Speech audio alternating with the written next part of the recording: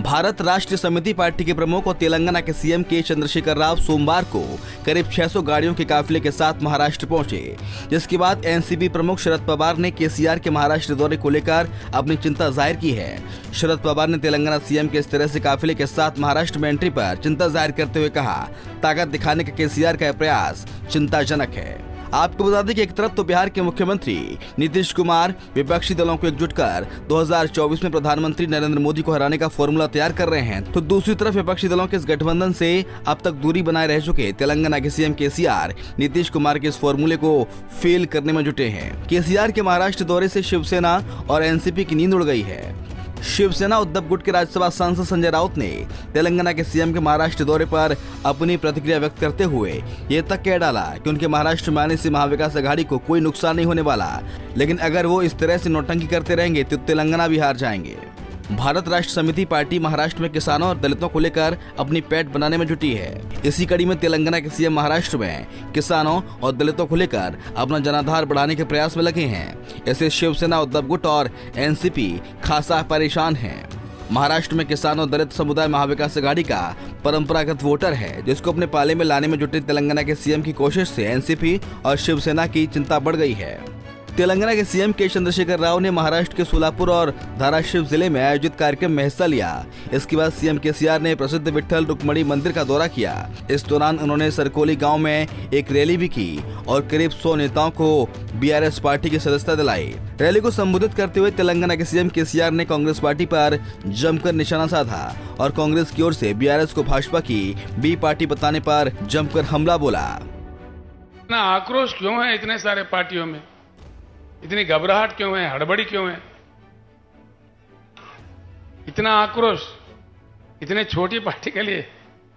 3-4 महीने हो गए हम यहां शुरू होके, कोई पार्टी हमें नहीं छोड़ रहा है। भाजपा एक वक्तव्य है, कांग्रेस का एक वक्तव्य है। कांग्रेस ने हमको बीजेपी का बी टीम करार दिया, बीजेपी ने हमको कांग्रेस का ए टीम का करार दिया। ये पता नहीं ये टीम कहां से आते हैं। हम किसी का टीम नहीं है, हम टीम है तो किसानों का, पिछड़ों का, अल्पसंख्यक का और दलितों का टीम है। इस बात से कोई घबराए नहीं। हम अगर टीम है, जैसा बालके जी ने कहा, पक्का पहली बार हिंदुस्तान में कई कई लोग कई कई नारे दिए। सिर्फ बीआरएस ही इकलौता एक ही पार्टी है जिन्होंने दिल फाड़ के कह दिया कि अब की बार किसान सरकार। पहले कोई पार्टी ने इस बात नहीं कहा। क्यों नहीं कहा भाई?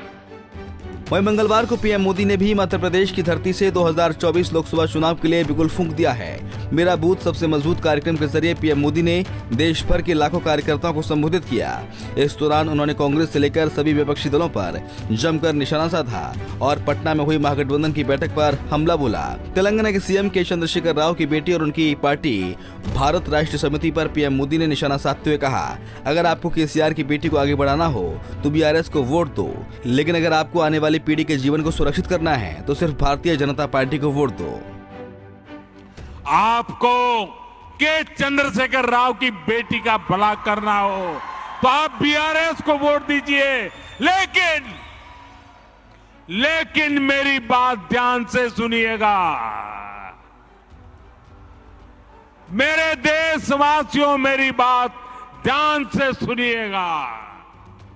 अगर आपको अपने बेटे का, अपनी बेटी का, अपने पोते का, अपनी पोती का, अपने नाते का, अपनी नाती का, अगर आपको अपने परिवार के बच्चों का भला करना है तो आप वोट भाजपा को दीजिए।